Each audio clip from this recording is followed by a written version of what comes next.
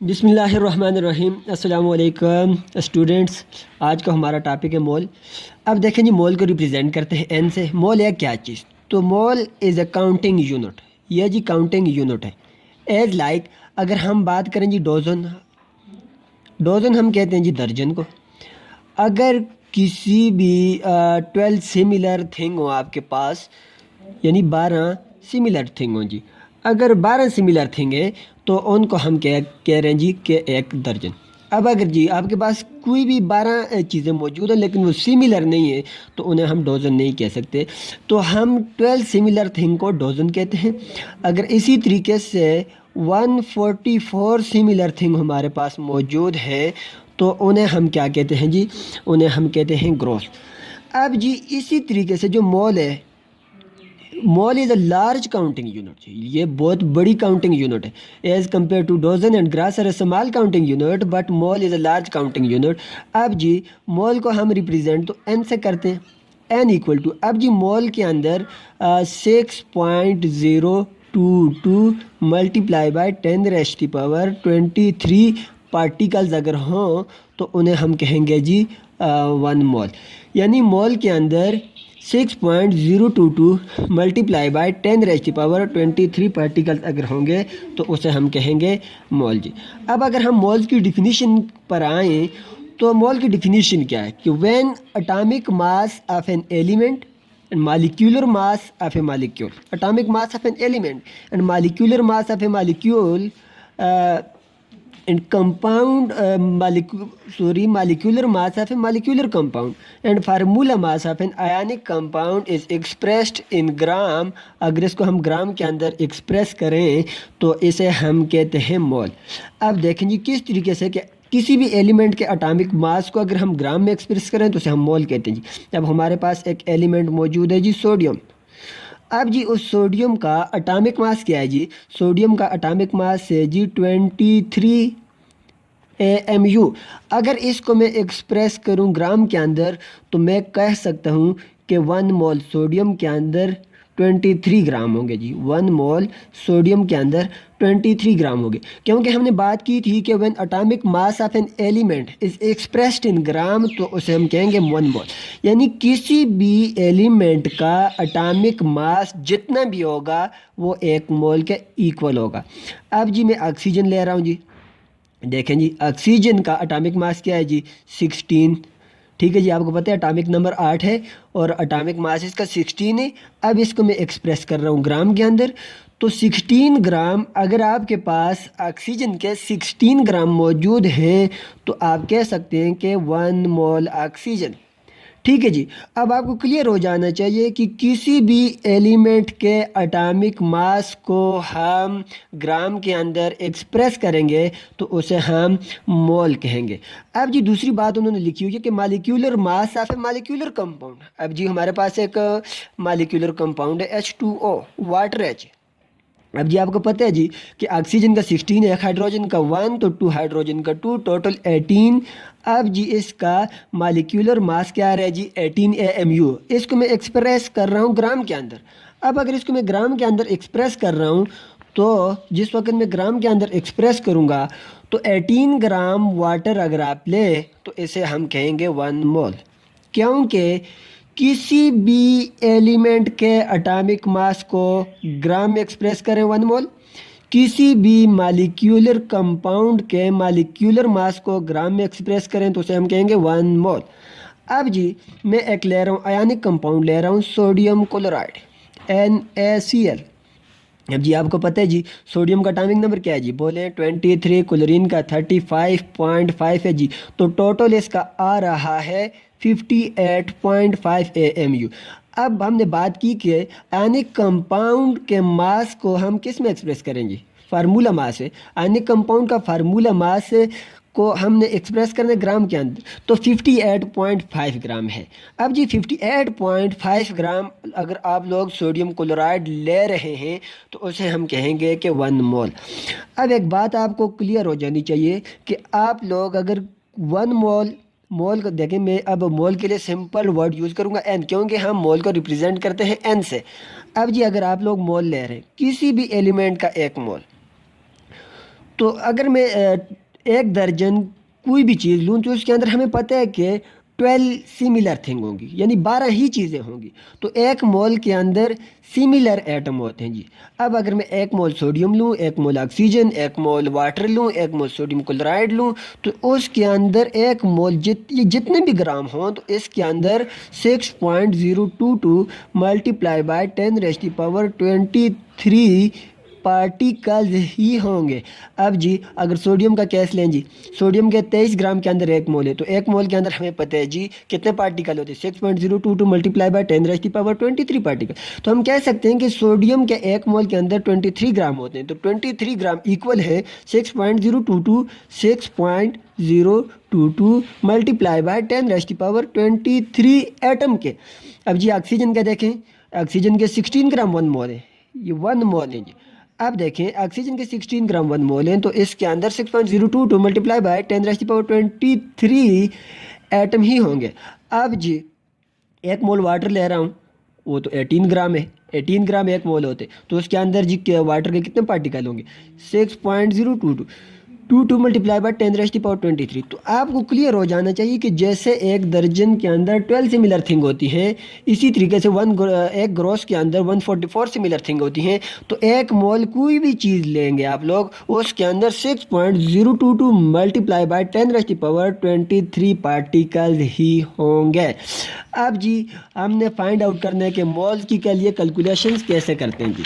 मोल के लिए कैलकुलेशंस कैसे करते हैं, अब जी बहुत ही आसान मेथड है। इसके लिए आपके पास जी फार्मूला होगा कि हम मोल को रिप्रेजेंट करते हैं एन से। मोल इक्वल टू मास, मास आपको पता है जी किस में होते हैं, बोलें जी ग्राम के अंदर होते हैं, mass in gram divided by molar mass. अब जी मोलर मास के लिए यूनिट क्या होती है जी, ग्राम पर मोल इसकी यूनिट होती है जी। अब देखें जी मोल तो आप लोगों ने फाइंड आउट करना है, मास तो आपको दिया होगा, तो मोलर मास फाइंड आउट करने का तरीका क्या है जी, इक्वेशन 1। अब जी मोलर मास फाइंड आउट करने का बहुत ही आसान तरीका है जी। मोलर मास, अब देखें जी आप लोग, मैं अगर ले रहा हूँ सल्फ्यूरिक एसिड, तो सल्फ्यूरिक एसिड का फार्मूला क्या है, H2SO4, ठीक है जी। अब ये मोलर मास हम कहते हैं कि तमाम एटम के एटॉमिक मास को जमा करें, तो हाइड्रोजन का जी एटॉमिक मास 2, सल्फ़र का 32, एक्स ऑक्सीजन का क्या आ रहा है जी 16 आ रहा है, तो 4 का कितना हो जाएगा जी 64। तो टोटल अगर देखें तो 98 AMU आएगा जी, 98 AMU। इसको अब हमने एक्सप्रेस करने ग्राम में, तो 98 ग्राम पर मोल। अब जी देखें सल्फ्यूरिक एसिड का मोलर मास क्या है जी 98 ग्राम पर मोल जी। अब दूसरा फार्मूला एक मोल के लिए कि mole equal to number of particle, number of particles divided by Avogadro number. अब देखें जी अवोगैड्रो नंबर क्या है, अवोगैड्रो नंबर एक कांस्टेंट वैल्यू है, अवोगैड्रो नंबर एक कांस्टेंट वैल्यू है। अभी तक देखें जी अवोगैड्रो नंबर को रिप्रेजेंट करते हैं एन ए से, इसकी वैल्यू क्या है जी 6.022 multiply by 10⁻23 atom particles ions molecules को हम अवोगैड्रो, अगर इतने किसी भी एलिमेंट के अंदर इतने एटम होंगे तो ये अवोगैड्रो नंबर की एक फिक्स्ड वैल्यू है। तो एन ए जो ये मैंने लिखा फार्मूले के अंदर एन ए एक फिक्स्ड वैल्यू है जी। अब मेरे पास जी मोल के लिए बहुत से फार्मूले मौजूद हैं। अब अगर मैं वो आपको बताऊं तो आप लोग अपने पास जी नोट कर सकते हैं। अब देखें जी आप लोग इसके लिए स्क्रीन शूट अपने लिए ले सकते हैं कि मोल, ये स्क्रीन शूट ले लें अपने लिए, ठीक है जी। अब इस तमाम की आप लोग स्क्रीन शूट ले लें ताकि बाद में आप अपने पास इसको लिख सकें जी। अब देखें जी ये तो आ गया था स्क्रीन शूट के लिए। अब हम इसके लिए कुछ एग्जांपल्स करते हैं जी। एग्जांपल्स अगर आप लोग देखें तो सबसे पहली एग्जांपल के how many moles are there in 60 gram of sodium hydroxide, कि अगर आपके पास सोडियम हाइड्रोक्साइड कितने है जी, सोडियम हाइड्रोक्साइड कितने है जी, बोले 60 ग्राम है जी। आपके पास 60 ग्राम सोडियम हाइड्रोक्साइड है, तो 60 ग्राम सोडियम हाइड्रोक्साइड के अंदर वो कह रहा है कि कितने मोल होंगे, तो मोल आपने फाइंड आउट करने जी। आसान फार्मूले है जी, बोले कौन सा फार्मूले लगाएंगे, mole equal to mass divided by molar mass. अब देखें जी मोल आपको फाइंड आउट करने, मास क्या है जी गिवन है 60 ग्राम, मोलर मास क्या है जी सोडियम हाइड्रोक्साइड का? एक सोडियम का 23, ऑक्सीजन का क्या है जी? ऑक्सीजन का आ रहा है 16, हाइड्रोजन का क्या है 1, तो आ रहा है जी 40 AMU। ये तो उसका आ रहा है आयनिक मास। तो अब इसको आपने ग्राम पर मोल के अंदर रिप्रेजेंट करना है, तो ये सोडियम हाइड्रोक्साइड का मोलर मास है। तो 40 ग्राम पर मोल इसका ये क्या आ गया जी? मोलर मास आ गया। अब इसको जी आप लोग एक सॉल्व करें तो आंसर आपके पास आएगा 1.5 मोल। अब इसका क्या मतलब है जी कि सोडियम हाइड्रोक्साइड के 60 ग्राम के अंदर 1.5 मोल होंगे जी। इसको अपने पास स्क्रीन शॉट ले लें जी और बाद में हु प्रैक्टिस करें जी। ठीक है जी, ले लिया। अब देखें जी नेक्स्ट जो क्वेश्चन हमारे पास मौजूद है कि what is the mass of 0.5 moles of calcium carbonate.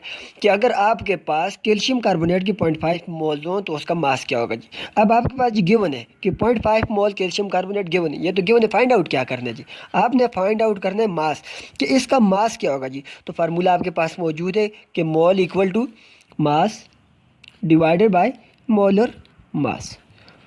ठीक है जी। अब देखें 0.5 मोल, मोल की जगह पे 0.5 लिख लें। मास आपने क्या करना है जी? फाइंड आउट करना है। मोलर मास क्या है जी? कैल्शियम कार्बोनेट का। अब अगर देखें तो कैल्शियम कार्बोनेट का जो मोलर मास आ रहा है वो 100 आ रहा है जी। अब 100 किस तरीके से आ रहा है? कैल्शियम का क्या है जी? कैल्शियम का आ रहा है जी 40, कार्बन का क्या है जी 12, एक ऑक्सीजन का क्या है जी 16, और 4 का क्या हो जाएगा 48। तो यानी इसका जो मोलर मास आ रहा है वो टोटल को जमा करें तो 100 आ जाएगा। तो इंटू 100, अब जी इसको इसके साथ मल्टीप्लाई करें तो आंसर आपके पास आ जाएगा 50 ग्राम। तो इस कहने का मतलब यह है कि 0.5 मोल कैल्शियम कार्बोनेट के अंदर क्या होगा जी 50 ग्राम होंगे। यानी 0.5 मोल अगर आपके पास कैल्शियम कार्बोनेट मौजूद है तो इसके अंदर 50 ग्राम होंगे। अगर आपके पास 1 मोल कैल्शियम कार्बोनेट होता, यह भी समझ लें, तो उसके अंदर कितने ग्राम होंगे जी? 100 ग्राम, क्योंकि इसका मोलर मास 100 आ रहा है जी। 100 के अंदर 1 मोल होते तो बहुत ही आसान था। अगर 100 के अंदर 1 मोल है तो 0.5 के अंदर कितने ग्राम होंगे? 50 ग्राम है वो। ये सिंपल आप लोग रेशो से भी सॉल्व कर सकते हैं जी। अब अगर नेक्स्ट क्वेश्चन की तरफ आए, in a certain experiment 8.5 multiplied by 10 raised to power 25 molecules of water were used, calculate number of moles of water। अब जी वो कह रहा है कि आपके पास एक्सपेरिमेंट है, उसके अंदर जो वाटर के मालिक्यूल यूज हुई 8.5। अब जी वाटर मालिक्यूल कितने हैं जी जो यूज हुए? वो क्या जी 8.5 मल्टीप्लाई बाय 10 रेस्ट की पावर 25। तो पूछ के आ रहा है कि आपने मोल फाइंड आउट करें जी। मोल आपने फाइंड आउट करने, तो बहुत ही सिंपल क्वेश्चन है। मोल इक्वल टू नंबर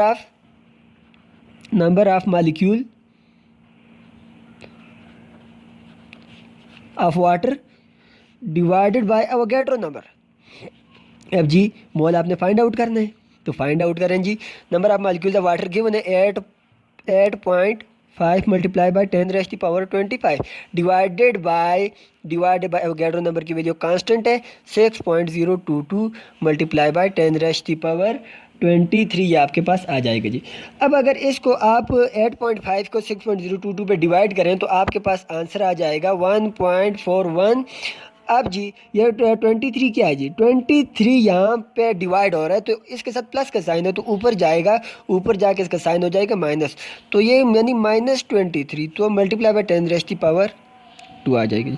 तो आपको कहने का मतलब यह है कि अगर किसी एक्सपेरिमेंट के अंदर 8.5 मल्टीप्लाई बाय 10 रेस्ट की power 25 molecules of water use हो रहे हैं, तो उसका मतलब ये है कि 1.41 मल्टीप्लाई बाय 10 रेस्ट की पावर 2 मोल यूज हो रहे हैं। मालिक्यूल्स और मोल यानी आपस में इक्वल है जी। अब इसके बाद नेक्स्ट जो क्वेश्चन है हमारा लास्ट क्वेश्चन है, इसको समझें और खूब प्रैक्टिस करें जी। इसकी स्क्रीनशॉट ले लें, बाद में इसकी आप प्रैक्टिस भी कर सकते हैं। अब जी लास्ट क्वेश्चन जो हमारे पास मौजूद है, लास्ट क्वेश्चन जो मौजूद है हमारे पास वो है जी how many molecules are present in 125 gram of copper hydrated copper sulphate. अब देखें जी गिवन क्या आपके पास गिवन है कि 125 ग्राम बोलें जी हाइड्रेटेड कॉपर सल्फेट, ये आपके पास गिवन है, पेंटाहाइड्रेटेड है। अब जी पूछ क्या आ रहा है कि इसके अंदर मालिक्यूल्स कितने होंगे, हाउ मेनी मालिक्यूल्स। अब जी समझें, अब देखें फार्मूला यह है कि mole equal to number of molecules divided by Avogadro number. अब जी वो पूछ रहा है किसका, नंबर ऑफ़ मालिक्यूल का पूछ रहा है। तो आपके पास इसके लिए मोल्स आपको पता होना चाहिए। अगर मोल्स आपके पास मौजूद हैं तो अवोगैड्रो नंबर का पता होना चाहिए जी। तो इसके लिए सबसे पहले आपने कैलकुलेट करने मोल कैलकुलेट करने मोल कैलकुलेट करने का बहुत ही आसान मेथड है जी। तो सबसे पहले जो पेंटा कॉपर सल्फेट जो हाइड्रेटेड है इसको कन्वर्ट करें आप मोलर मास में जी। तो कॉपर सल्फेट का जो मोलर मास अगर आ रहा है हमारे पास वो आ रहा है जी 250 ग्राम पर मोल आ रहा है जी।